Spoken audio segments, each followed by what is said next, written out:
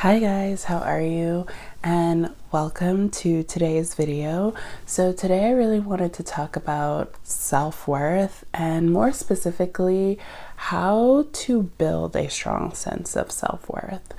I believe that self-worth is the basis for all of our experiences, both internally with ourselves and externally in our relationships with other people. And it's for that reason I thought that this would be a really great topic to kickstart the channel and essentially lay the foundation for more discussions to come. And so with that, I thought we should start with a bit of a definition, especially because this term is often used interchangeably with self-esteem, and the fact of the matter is that both terms do differ in a way that very much matters to the continuation of this topic. So clinical psychologist and best-selling author Dr. Christina Hibbert describes both terms as follows.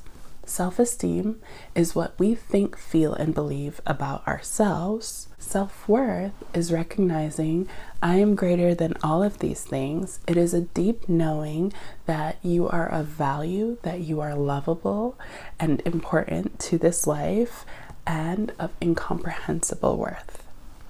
In a more practical manner, I like to think of self-worth as the practice of extending the same love, kindness, care that you would a child or a pet to yourself.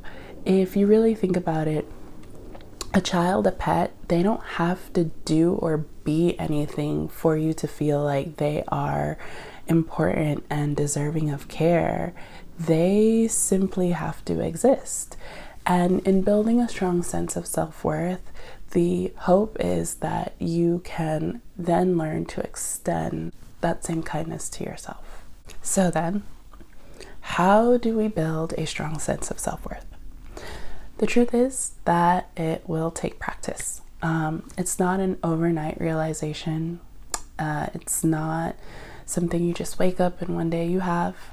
It is a daily practice and reaffirmation of your value, both internally and externally with others. Here are 3 things that you can do now to get started in building your self-worth.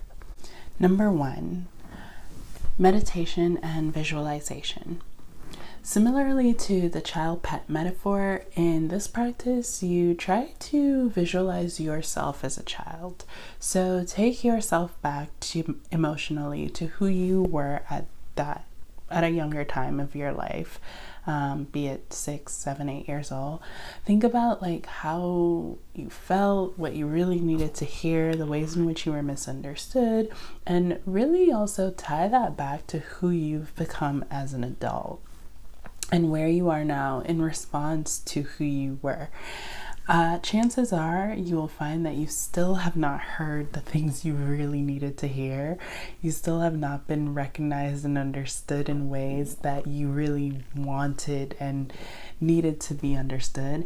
And it's important to like take the time to see how that's like impacted your life and recognize that you're an adult now, like you are the authority figure now, and you can give that validation over to yourself and say to your younger self, like, I understand you, I understand why you're upset, and really just take the time to have some compassion for who you were and who you've become in response to who you were. Number 2, journaling. So for those of us who have rapid racing thoughts, intrusive thoughts, journaling really allows you to slow down and really see your thoughts and see yourself in the third person. It allows us to take the time to actually recognize the ways in which we speak to ourselves.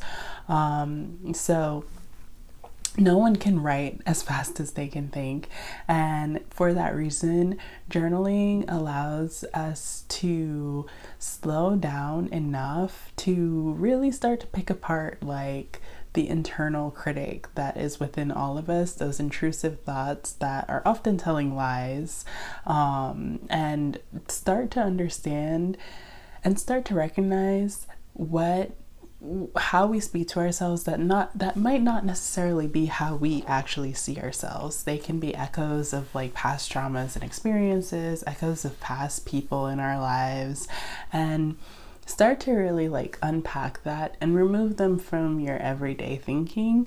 Journaling is a really great daily practice to get into that, and even if you can't start daily, a few times a week would also do a world of good.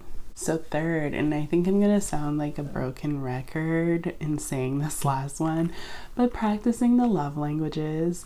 You don't have to be specific and practice only the ones you like. We all share to some degree a level of appreciation for all 5 love languages, and more importantly, in practicing all 5 love languages, you start to open yourself up to being receptive to care that comes to you in ways that you would be unfamiliar with.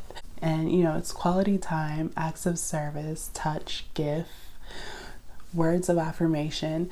Take the time, practice all of them on yourselves, practice them with friends, practice them with family members, and really like get more comfortable. If you're not comfortable being touched, get more comfortable receiving touch from others, giving touch to others. If you're someone who's like I don't want to offend anyone, chances are people really can use a hand on their shoulder or like a hug. It's truly, especially after the pandemic, truly, I find I am way more appreciative of touch post-pandemic than before. So in terms of gifts too, I highly recommend gifting yourself things that are super personal to you. For example, I like plants and artwork, and for that reason I try to gift myself things that are uniquely me and that someone wouldn't necessarily buy me. And so I highly encourage taking the time to, give yourself something that you otherwise wouldn't get and is uniquely you. Don't just go out and buy anything. And for personal touch, if you don't have anyone to like practice with, I also highly recommend like giving yourself like a bit of a spa day. So after a hot shower, lather your body in like lotion and oil and just dive into like a nice clean bed. I don't know why, but it really satisfies that touch craving.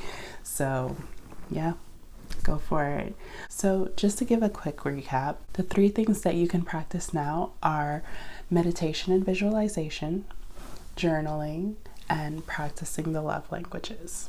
Let me know if there's anything else that you guys have tried. I'd be really curious. I'm always looking for ways to like reaffirm myself. But yeah, let me know if there's anything that you guys have tried, what has worked for you from what I've listed here, or even like new things that you have in mind. If you like this content, go ahead and hit the like button. Anything that you want to suggest in the future, go ahead and drop them in the comments as well. And please feel free, like and subscribe. Thank you.